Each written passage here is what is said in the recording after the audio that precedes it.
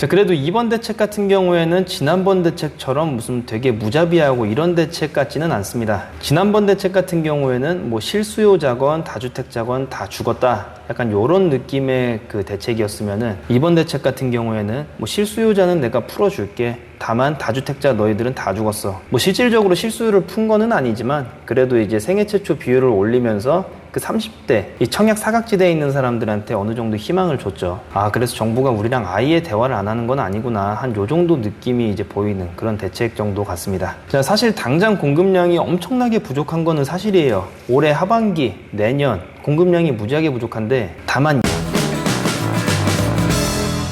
자, 반갑습니다. 7월 11일 날 나온 제 22번째 부동산 대책이자 6.17 대책의 후속격인 그런 부동산 대책이 이제 어떤 내용들을 담고 있는지 오늘 좀 간략하게 살펴보려고 이렇게 영상을 틀게 됐습니다. 자, 일단 이번 같은 경우에는 자료가 두 가지예요. 그래서 기획재정부에서 나온 자료가 있고 국토교통부에서 나온 자료가 있어요. 근데 이제 내용은 전체적으로는 같은데, 그 중에서 이제 세밀하게 요 내용은 뭐 기획재정부 쪽에 있고 요 내용은 국토부 쪽에 있고, 뭐 이러다 보니까 이제 보시는 분들은 좀 헷갈릴 수가 있습니다. 뭐 그러다 보니까 이제 오늘은 거기에 대해서 좀 정리를 하고 마지막에 이제 제 얘기까지 조금 이제 곁들일 텐데, 뭐 앞으로 가격이 어떻게 될지 여기에 대해서 이제 마지막에 좀 말씀을 드릴 거다 보니까 영상 끝까지 시청을 부탁드리겠습니다. 자, 먼저 이 대책의 핵심 같은 경우에는 첫 번째가 실수요자를 위한 대책, 두 번째가 공급 대책, 그리고 세 번째가 세금, 그리고 네 번째가 주택 임대 사업자 관련, 이렇게 해가지고 이제 요약이 가능한데, 일단은 여기에 임대차 3법 관련돼 가지고는 나오지는 않았습니다. 그래서 그거는 분명히 조만간 다음번 대책이라든지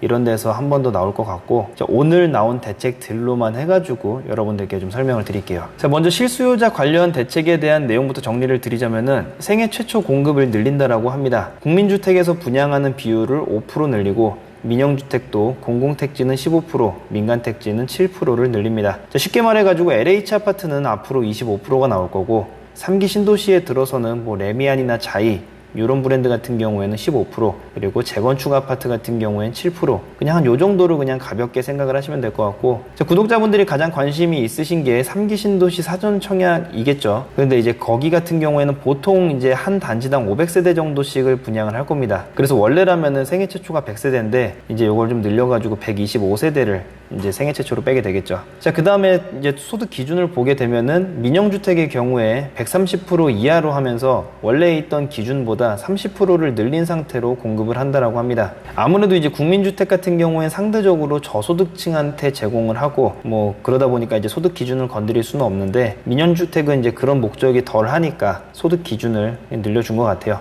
자, 그 다음에 이제 신혼부부인데 6억 이상 신혼희망타운과 민영주택 이것 같은 경우도 소득 기준이 130%입니다. 그래서 그냥 이 앞에 계속 띄워드리고 있는 표를 보시면은 이해하기가 쉬울 거예요. 자, 그 다음은 이제 생애 최초 주택 구입 시 취득세 감면인데, 연령이나 혼인 여부와는 관계없이 수도권 기준으로 4억 이하는 50%를 감면해준다라고 합니다. 그런데 수도권 아파트는 여기에 이제 들어가는 경우가 적을 거라 큰 의미가 없고, 뭐 빌라를 구매하시는 분들이 주로 여기에 해당되지 않을까 싶네요. 자, 그 다음엔 뭐 서민 실수요자한테 LTV DTI를 뭐 10% 우대해준다, 뭐 이런 내용인 거고, 뭐 그냥 이 앞에 표에서 보시다시피 뭐 6억 이하이면서 뭐 서민 기준의 그런 뭐 소득 기준, 여기 적혀 있는 요 기준은 이하면은 이제 해준다라는 건데, 뭐 그렇게 중요한 내용은 아닙니다. 자, 그 다음은 이제 인천 지역에서 이제 많이 문제가 됐었던 내용이죠. 분양받고 나서 그 다음 대출 규제가 나오는 경우 소급 적용이 이제 됐던 거를 소급 적용하지 않는다라고 합니다. 즉, 규제지역 발표가 되기 이전에 모집 공고가 났으면은 그 전에 기준으로 한다라는 거죠. 뭐 어떻게 보면 당연한 건데, 이건 국토부가 그냥 지난번에 생각을 못하고 그냥 발표를 해버린 게 아닌가, 뭐 이렇게 생각이 되네요. 자, 두 번째로는 공급 대책입니다. 여기서부터가 여러분들이 조금 관심이 있으신 부분이죠. 자, 우선 사전 청약 물량을 9,000호에서 30,000호 이상으로 추진을 한다고 합니다. 여기서 말하는 사전 물량은 이제 3기 신도시뿐만 아니라 그 외에 공공택지라고 하는 걸 보니까 뭐 유유부지로 있었던 땅들에 공급한다고 했었던 것들, 뭐 그런 것들도 사전 청약을 뭐 준비할 것 같아요. 여기에 이제 용산 정비창 부지가 이제 포함이 될지 여부는 뭐 잘 모르겠습니다.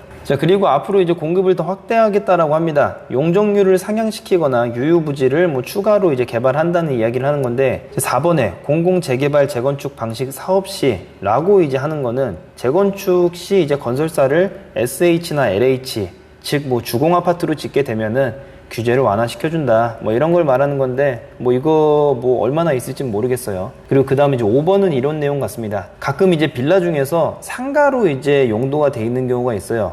실제 사용하는 거는 가정집으로 사용하는데 용도는 상가로 돼 있는 것들, 이런 것들이 이제 주택으로 용도 변경을 뭐 해준다 이런 뜻 같은데 뭐 자세한 거는 더 해석이 좀 필요할 것 같긴 하네요. 그래서 결국에 1번서부터 5번까지 내용은 뭐 장황하긴 하지만 실질적으로는 1, 2, 3번 정도만 알고 계시면 될 듯 합니다. 자, 그리고 이제 여기가 진짜 핵심이죠. 바로 이제 세금 관련된 내용인데, 종부세를 뭐 거의 더블로 인상을 시킨다라고 합니다. 대상자는 3주택 이상이거나 조정 대상 지역 2주택 이상이에요. 자, 근데 원래 예고가 됐었던 그 구간을 낮춰가지고 더 많은 사람들한테 부과를 시킨다 라고 했었던 거는 이제 적용이 되지 않습니다. 그리고 이제 여기 표를 보시면은 좀 의아하게 생각하시는 분들도 계실 거예요. 자, 원래 종부세 같은 경우에는 공시가격을 기준으로 하는데 여기는 시가라고 나와 있죠. 그래서 첫 번째 줄 같은 경우 8억이라고 잡은 걸 보니까 뭐 시가 8억이면은 공시가격 현실 화율 75%를 계산했을 때 6억이 나오니까 이제 그냥 보기 편하라, 계산하기 편하라 라고 해가지고 그냥 시가로 적어 놓은 것 같아요. 자, 그래서 기준이 시가로 바뀌는 거는 아니고 그냥 이제 내가 가지고 있는 집의 현재 실제 가격이 어디에 포함되어 있는지를 대조하는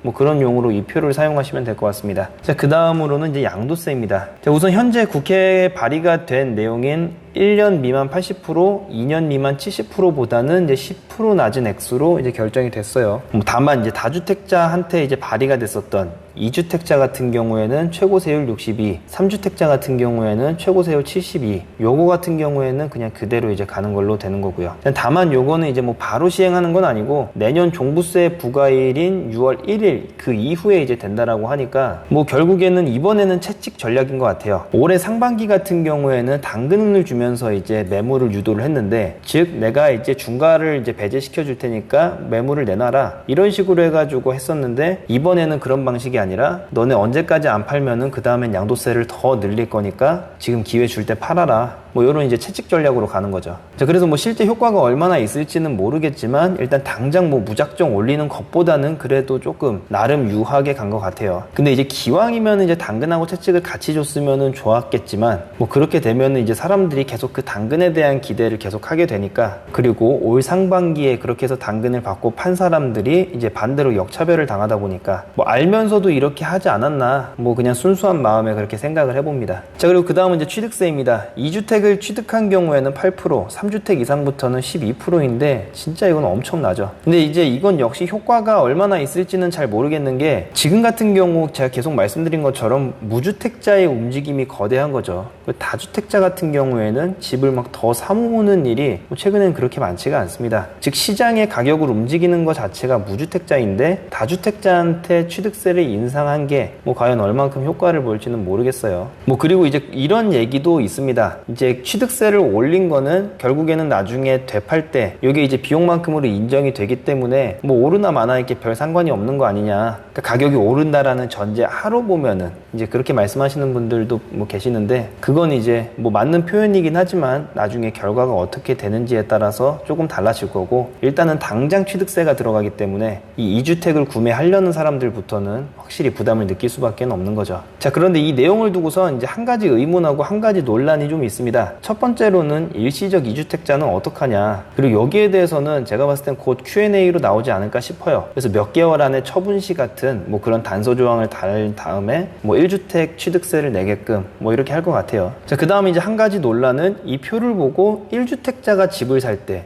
즉 1주택에서 2주택이 될 때는 1에서 3%고 2주택자가 집을 살 때, 즉 2주택에서 3주택이 될 때 8%다라는 이제 그런 논란이 있기는 한데, 뭐 제가 봤을 땐 그건 아닌 것 같아요. 2주택이 되는 주택을 매수할 때, 즉 1주택에서 2주택이 될 때가 8% 같으니까 요거는 뭐 논란이 종결이 됐으면 좋겠습니다. 자, 왜냐하면 이제 그런 논리라고 봤을 때는 이 표상에는 무주택이라고도 적혀 있어야 되는데 그게 없죠. 그래서 그냥 1주택자가 두 번째 주택을 사는 게 8%라고 알고 계시면 될 것 같습니다. 자, 그 다음은 네 번째로 임대사업자 관련입니다. 우선 혜택을 소급 적용하는지 여부가 가장 큰 관심사였는데 결론은 소급하지 않는 것으로 이제 결정이 됐어요. 그냥 제도 자체를 사실상 폐지하는 걸로 결정이 됐습니다. 현재 등록되어 있는 것도 기간이 끝나면은 자동 말소가 되고요. 그래서 이제 정리를 해보면은 4년 단기 임대는 완전 폐지, 8년 장기 임대는 허용하되 아파트는 안 되는 걸로 결정이 됐습니다. 됐습니다. 허나 기간은 이제 8년에서 10년으로 늘려놨고요. 물론 이제 현재 4년으로 등록하신 분들도 8년으로 바꾸는 거 역시 불가능합니다. 자, 근데 4년 등록자하고 아파트 8년 등록자는 자발적 등록 말소 기회를 부여한다라고 적혀 있습니다. 그동안 등록이 돼 있어가지고 전셋값을 못 올리신 분들은 뭐 지금 올려라 뭐 요런 신호를 주는 건지 잘 모르겠어요. 4년 같은 분들은 이제 어차피 당장 내년에 이제 해지가 되니까 지금 당장 뭐 해지를 한 다음에 임대료를 지금 시세에 맞게끔 쫙 올리고 이런 식으로 이제 움직이겠죠. 자, 오늘은 이렇게 7월 10일 날 발표된 대책에 대해서 간략하게 정리를 해봤습니다. 뭐 최대한 간략하게 하려고 했는데 뭐 이것저것 넣다 보니까 영상이 조금 길어진 것 같아요. 나머지 부분 같은 경우에는 그냥 그 텍스트 그대로 이제 이해를 하면 되는데 제가 이 세금 부분에 대해서는 한 가지 좀 짚고 넘어가고 싶은 부분이 있습니다. 지난번 제가 영상에서 설명드린 것처럼 양도세가 어쨌든 굉장히 많이 커졌기 때문에 증여가 많이 늘어나겠죠. 양도세는 원래도 높았는데 이제 앞으로 더 높아지니까 당연히 어떤 양도에 대한 고민보다는, 그리고 종부세가 이렇게 인상이 돼서 혼자서 이 주택을 가지고 있는 그런 부담보다는 증여를 해가지고 막 뿌려놓는 뭐 그런 식으로 해가지고 이제 절세 전략을 가지 않을까 이렇게 생각이 되는데, 또 반대로 집이 진짜 엄청나게 많아가지고 이제 더 이상 증여할 곳이 없다 이런 다주택자들 같은 경우에는 이 매물을 내놓는 거에 대해서 정말 심각하게 고민을 할 겁니다. 뭐 어느 정도는 충분히 시장에 나올 거라고 생각을 해요. 다만 제가 봤을 때는 서울이라기보다는 서울 외곽서부터 이제 아무래도 처분을 하겠죠. 그리고 제가 여기서 말씀드리는 다주택자라 함은 뭐 6억짜리 하나 10억짜리 하나 이렇게 가지고 있는 그런 분들을 말씀드리는 게 아니라 진짜 많이 가지고 있는 사람들, 이런 사람들을 말씀드리는 거기 때문에 뭐 시장에 그렇게까지 막 물량이 많아질 것 같지는 않아요. 자, 근데 일단은 뭐 양도세 그 유예 기간이 있기 때문에 당장 해가지고 사람들이 급하게 막 물건을 팔라고 하지는 않을 겁니다. 다만 여기서 이제 정부가 뭐 언제 공급할지도 모르는 그런 애매한 공급에 대한 계획을 가지고 나오는 게 아니라 진짜 확실한 공급에 대한 계획을 가지고 나온다. 이렇게 되면 가격이 진짜로 안정이 될 수도 있습니다. 근데 작년처럼 진짜 뜬금없이 뭐 분양가 상한제에 대한 얘기를 한다, 즉 공급을 위축시키는 그런 얘기를 한다 라고 하면은 가격은 뭐 안정이 되지는 않겠죠. 자, 그래도 이번 대책 같은 경우에는 지난번 대책처럼 무슨 되게 무자비하고 이런 대책 같지는 않습니다. 지난번 대책 같은 경우에는 뭐 실수요자건 다주택자건 다 죽었다, 약간 요런 느낌의 그 대책이었으면은 이번 대책 같은 경우에는 뭐 실수요자는 내가 풀어줄게, 다만 다주택자 너희들은 다 죽었어. 뭐 실질적으로 실수요를 푼 거는 아니지만 그래도 이제 생애 최초 비율을 올리면서 그 30대 이 청약 사각지대에 있는 사람들한테 어느 정도 희망을 줬죠. 아, 그래서 정부가 우리랑 아예 대화를 안 하는 건 아니구나, 한 요 정도 느낌이 이제 보이는 그런 대책 정도 같습니다. 자, 사실 당장 공급량이 엄청나게 부족한 거는 사실이에요. 올해 하반기, 내년 공급량이 무지하게 부족한데, 다만 예전에 한 10년 전처럼 앞으로 공급량이 많아질 거고 너한테 충분히 청약 기회를 줄 수 있고 너는 그걸 확실하게 가져갈 수 있어 라는 그 시그널만 좀 명확하게 준다, 이러면은 진짜 괜찮아질 것 같아요. 다만 이 종부세가 엄청나게 늘었기 때문에 세입자들한테 그런 게 좀 전가가 되는 것들, 그래서 이 무주택자들이 당장 어떻게 조금 힘들어하는 거는 어쩔 수가 없을 것 같습니다. 전세 물량은 더 줄어들 거고 월세 물량은 더 늘어나겠죠. 뭐 그것뿐만 아니라 이 임대료가 올라갈 수 있는 요인 중 하나가, 제가 아까 앞에서 이제 언급은 안 했는데 전월세 대출 지원에 대한 그런 이제 내용도 있어요. 이런 것들이 어떻게 보면 세입자를 도와주는 것 같지만 실질적으로는 임대료를 인상시키는 요인이 되기 때문에 이 임대료가 더 늘어날 만한 건덕지는 이게 하나가 더 생긴 거죠. 뭐 그래도 이제 확실하게 이제 공급에 대한 시그널을 준다, 이러면 이제 매매가는 오르지 않고 전세가만 오르는 뭐 그런 식의 형상이 되겠죠. 자, 다만 여기서 이제 유의를 해야 되는 점이 있습니다. 일단은 지금 현재 유동성 자금이 굉장히 많이 풀려있는 상태에다가 굉장히 저금리죠. 그래서 어차피 이 청약에 해당이 되지 않는 그런 무주택자들 같은 경우에는 계속 임대료도 올라가겠다, 계속 이제 매수 타이밍을 재고 있겠죠.